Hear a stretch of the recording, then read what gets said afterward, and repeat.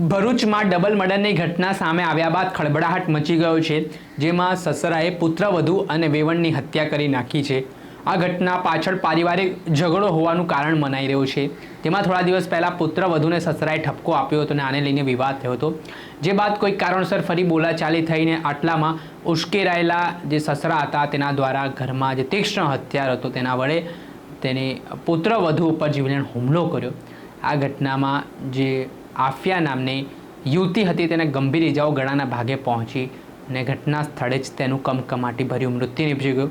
આટલેથી ન અટકતા સસરા દ્વારા જે મૃતક યુવતી છે તેની માતા એટલે કે વેવણના ત્યાં પહોંચે છે અને ત્યારબાદ તેમના પર પણ જીવલેણ હુમલો કરવામાં આવે છે। આ ઘટનામાં તે મહિલાનું પણ મૃત્યુ નીપજ્યું એટલે ડબલ મર્ડરની ઘટના સામે આવીને ત્યારબાદ જે આરોપી સસરા છે તે પોતે જીવન ટૂંકાવવાનો પ્રયાસ કરે છે। આ ઘટનાની જાણ ભરૂચની સ્થાનિક પોલીસને થતાં પોલીસની ટીમ દોડતી થઈ હતી।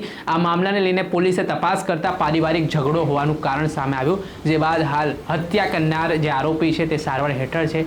આ મામલાને લઈને પોલીસે ડબલ મર્ડર હત્યા અંગેનો ગુનો પણ દાખલ કર્યો છે। ત્યારે શું કહી રહ્યા છે મામલે ભરૂચના ડીવાયએસપી, તેમને સાંભળો। जी, Bharuch B division police station है। इसमें पारसीवाड़ा और कोठी कंपाउंड करके एरिया है। इसे अलग अलग मकानों के अंदर हमें दो स्त्रियों के मृतदेह हाल मिले हैं, जिनको हथियारों से मारा है और मार डाला गया है।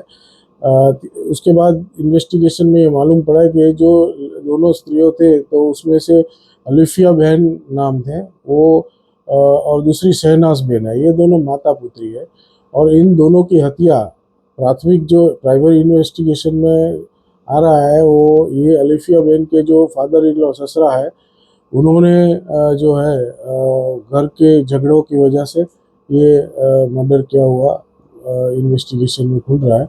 बाकी का इन्वेस्टिगेशन अभी चालू है। सर, ये आइफिया के ससुर ने भी कहीं ना कहीं खुदकुशी की कोशिश की है, वजह क्या है? इन्वेस्टिगेशन चल रहा है। उन्होंने भी अपने ऊपर अटैक किया था और उनको भी सिविल हॉस्पिटल में ले जाया गया है, लेकिन इस बाबत में इन्वेस्टिगेशन अभी और चल रहा है।